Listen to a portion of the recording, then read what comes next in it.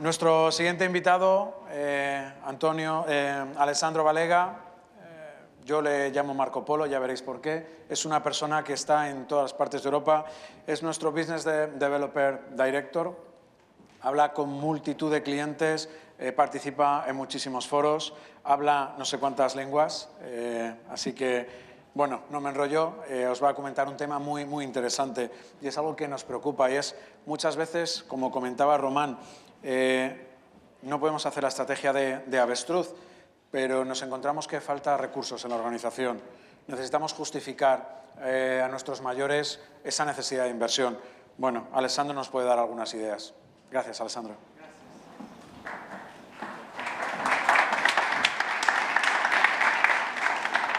Bueno, no es verdad que hablo un montón de idiomas y hablo mal. Pero vosotros tenéis la posibilidad de escuchar un medio inglés, un malo español o un perfecto italiano. Entonces, si lo prefieren, yo puedo hablar italiano. Bueno, vamos a hacer una mezcla. Entonces, empiezo con español, cuando me faltan las palabras, continúo en inglés, vamos a ver qué pasa. Bueno, mi nombre es Alessandro Valega. Soy Business Developer, desarrollo de negocio para Europa. Trabajo en Oracle. También soy parte de un board de director de Clusit, que es la más importante organización profesional de seguridad que tenemos en Italia. Y también hace 9 años yo creé una comunidad de personas interesadas en seguridad, que son partners Oracle, clientes Oracle, y tenemos también consulting, tenemos también lawyers, abogados, penetration tester, ethical hackers y otras asociaciones profesionales de bancos, de sanidad. Y con esas asociaciones escribimos libros y hacemos cosas, hablamos en conferencias y así. Recientemente creamos también un fórum para la nueva ley sobre protección de datos, la que va a venir en Europa en unas semanas, ¿ok? Voy a hablar de Return on Security Investment. Supuestamente las compañías, cuando hacen inversiones, usan algún tipo de fórmula, como por ejemplo esta, que compara los gastos y los retornos de una inversión. Pero, ¿qué es lo que realmente pasa en seguridad? ¿Por qué las compañías en realidad invierten en seguridad? Invierten. Bueno, okay. Pueden corregirme unas palabras para la próxima vez, si me lo acuerdo. Entonces, yo creo que básicamente tenemos 2 razones principales. Una es Digital Transformation, que fue hablada esta mañana por Clayton, y otras son las razones tradicionales. Vamos a verla un poquito.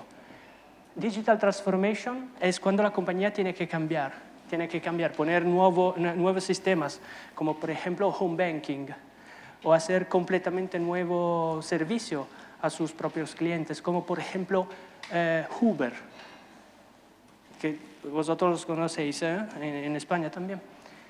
Y cómo necesitan hacer ese tipo de inversión. La discusión sobre Return on Security Investment es limitada, es muy limitada. Se necesita security y la seguridad no tiene que demostrar su valor, es solamente una componente de los gastos. Entonces, cuando yo tengo que hacer nuevo home banking, security tiene un coste, este coste se pone en la fórmula con los otros costes de la calidad, de la inversión, del software, de lo que sea. Y el retorno es el retorno de la inversión total. Entonces, mi recomendación para vosotros que sois personas que trabajan en seguridad, que tienen todos los días tienen el problema de demostrar el valor de la seguridad y tienen que tomar recursos que son limitados, que son escasas, que el management no lo quiere dar, es cuando hay digital transformation se necesita involucrar. Ustedes tienen que hacer un paso adelante para estar adentro del game anteriormente, lo más antes que se pueda. En este caso es bueno. El importante es estar enfrente a la dirección. Entonces, nosotros que somos un poco más técnicos, en unos casos llegamos de network, entonces sabemos todo sobre firewalls. Necesitamos hablar un idioma que la dirección puede comprender. Traditional reasons básicamente son 4, en mi opinión. Uno es reducir el riesgo, garantizar compliance, proteger el brand y reducir los gastos, los costes de controles. Hago un proceso hoy manual, puedo invertir para hacerlo automático, un proceso de control, de seguridad, ¿eh? Entonces, esas son las 4 más importantes razones en un modelo que hicimos en un trabajo de la comunidad con Big Force. Pero las 2 razones reales que las compañías realmente invierten en seguridad son riesgo y compliance. Hicimos un estudio con Project Management Institute, lo que tienen Project Management Certification, Professional Certification, PMP. Entrevistamos con un survey 300 Project Managers y los preguntamos a ellos por qué razón se pone seguridad en tus proyectos. Y 47.8% dijeron a nosotros para compliance. Entonces, compliance es casi una sorpresa, ¿verdad? Compliance es una de las más importantes razones para invertir en seguridad. La otra es el riesgo.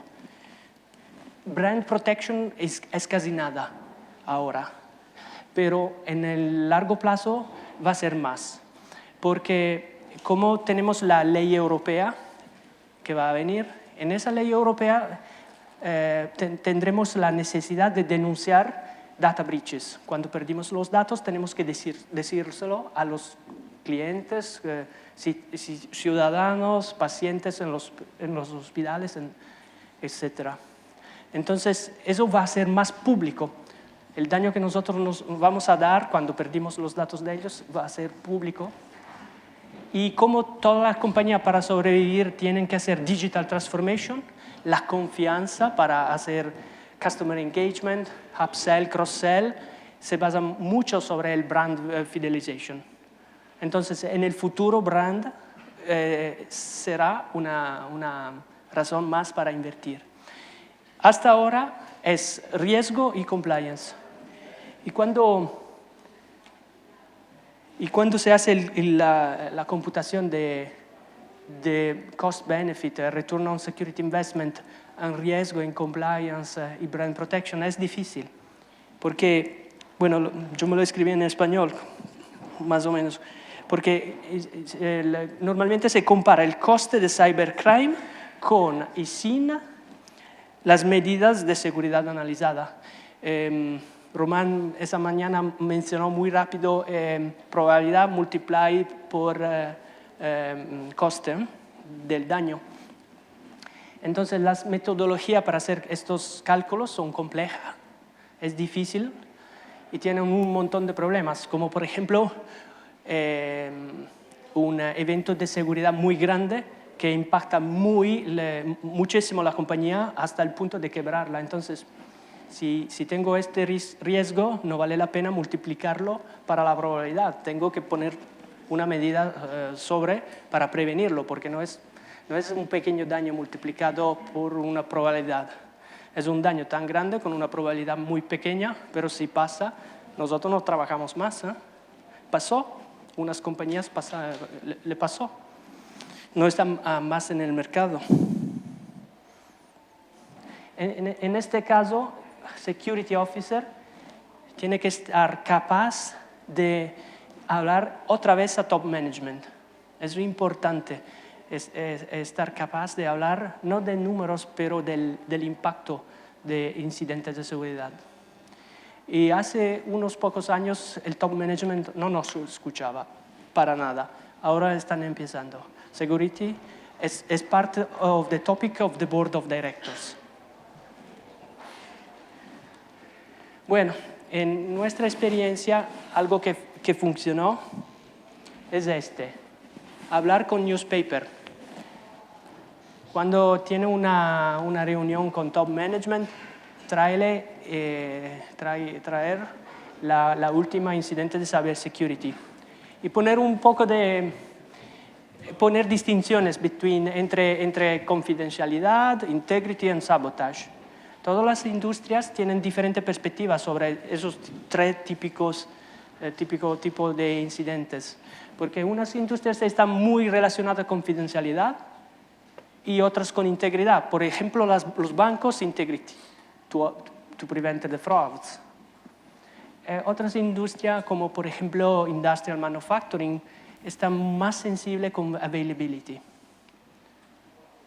Y donde tenemos confidencialidad, tenemos compliances y also también intellectual property. Entonces, una sugerencia como compliance es muy importante. Una sugerencia es conectar riesgo y compliance en el speech a la dirección. Porque tenemos un montón de nuevas compliance que están llegando de Europa, de European Central Bank, del Estado Nacional y todo lo que sea. Esa es la consecuencia de riesgo. Entonces es bueno conectar los dos principios. Se dice, hay mucha más compliance porque la industria hizo un montón en el mundo, hizo un montón de errores. Entonces, como hay muchos errores, muchos daños, muchos cybercrime, hay un spike, como se dice, un pico de incidentes de seguridad. Lo que ponen la ley, lo que crean las leyes, se puso el problema para poner más medidas de seguridad. Entonces, tenemos que ser un poco oportunistas. Y otro comentario sobre compliance. Cuando hay una compliance, la compliance va a proteger derechos de terceros. El OPD protege no mi propia intellectual properties, protege los derechos de mis empleados, de mis pacientes, de mis customers. Yo no conozco ninguna compliance que se preocupa de proteger mi propia compañía. Siempre es una ley para proteger los derechos de otros. Critical infrastructure, el derecho de funcionar del Estado Nacional. Las leyes sobre las compañías cotadas en el Stock Exchange para prevenir fraudes y para proteger stakeholders. Yo no conozco compliance que preguntan a una compañía de poner seguridad para proteger su propio derecho, como proteger, por ejemplo, intellectual properties. Pero se te roban intellectual properties, se te roban la lista de los clientes más importantes de tu compañía y la venden a tu competidor, tú tienes un daño. Entonces, una cosa buena que está pasando que las modernas compliances son modernas y tienen referimiento a best practice, international best practice y security concept, como por ejemplo segregation of duties, need to know principle y otros conceptos que son importantes para nosotros. Entonces, por un lado, hay más compliances, por el otro son más modernas. Entonces, se pueden usar las medidas de seguridad por un budget que viene de compliance para cumplir y también para reducir riesgo. Es la idea que está por abajo de aquí. En Italia y en la parte de Europa que yo visito más a menudo, privacy fue la compliance más poderosa hace unos años. En España no creo mucho, pero en Italia 3 años antes la autoridad hizo una nueva ley para monitorar acceso a datos personales en ámbito bancario y los bancos tuvieron que invertir mucho para cumplir y inclusive they hired new people in the organization para crear security measure en este sentido. Entonces, privacy yo creo que en el futuro va a ser muy importante. Y inclusive la nueva ley europea, el texto está finalizado desde hace un mes y en un mes más, o tal vez 2, ese texto llegará a ser una ley. Entonces, en poco tiempo, we will have a new law for privacy. Y esta new law tiene mucho fines, multas muy altas, y tiene data breach notification, que yo expliqué antes, y security measure related to the risk and state of the art. Eso es bueno, tiene referencia con best practice international law. Entonces ellos dicen que tiene que proteger los derechos de tercero haciendo un risk analysis, data protection impact assessment, evaluar el riesgo. Cuando yo evalúo el riesgo y determino medidas de seguridad, estas medidas de seguridad se pueden usar para cumplir y para riesgo. Entonces es una oportunidad buena. Y otro concepto, por ejemplo, data protection by default y by design. By design significa poner security measure in the architecture con respecto al punto de vista de Oracle. Entonces, si tengo que poner security by design en las aplicaciones, las cosas mejor es ponerla en la arquitectura común a todas las aplicaciones. Por ejemplo, identity management. Gestionar las identidades en un framework que maneja las identidades. Lo mismo con database security y otros ejemplos similares. También la nueva ley tiene impacto con respecto a la organización, organizational impact.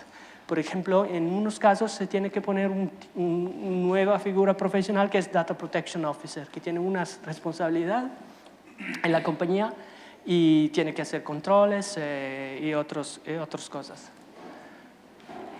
Bueno, yo mencioné anteriormente el hecho que yo creé con otra gente un blog sobre ese topic, si te interesa.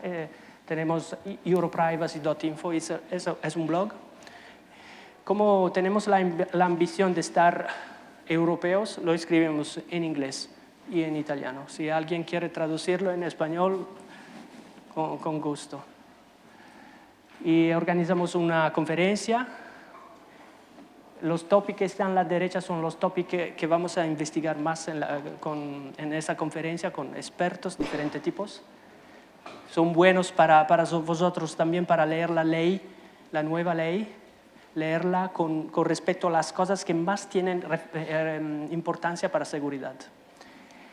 Y como Oracle también hagamos una practice, tenemos una practice, yo la manejo en Europa, que se llama Maturity Evaluation, Security Assessment. Esa practice se basa sobre entrevistas que hacemos a nuestros clientes, a personales calificados, sobre cómo manejan la database security. Esa practice se puede usar también en vuestros casos, pueden hablar con nuestros compañeros para pedir informaciones. Y lo que hacemos es preguntamos cosas como tú haces Database Access Control sobre el database, en detalle, diferentes tipos de authentication, authorization, diferentes tipos de usuario, final user, system administrator, developer, helpdesk, a database machine y también al server que tiene adentro el database. Monitoring, blocking y auditing, todo el tema de auditoría, logging, el tema de data protection, encryption, el uso de datos reales en entorno de desarrollo y secure configuration. Entonces serían preguntas sobre versiones, patching, hardenings, configuration management, software development life cycle, changes in the code and so on. And so my conclusion is esta. Return on security investment es un topic difícil. Nosotros tenemos un desafío, tenemos que aprender el idioma de top management. Porque cuando yo soy security officer, tengo la responsabilidad de security, pero en la vasta mayoría de las compañías que yo conozco, esa gente no tiene budget, tiene que pedir budget a otros y no tiene organización, no tiene power sobre personas. Entonces, security officer para enforzar, por ejemplo, segregation of duty para database administrator, tiene que negociar con el jefe de Database Administrator, con Operation, las medidas de seguridad. Entonces necesitamos aprender un nuevo idioma, aprender cómo hablar a top management. Y otra recomendación, otra vez, es aprender compliances. Cuando aprendemos compliances, tenemos 50% of the problem solved. Thank you very much.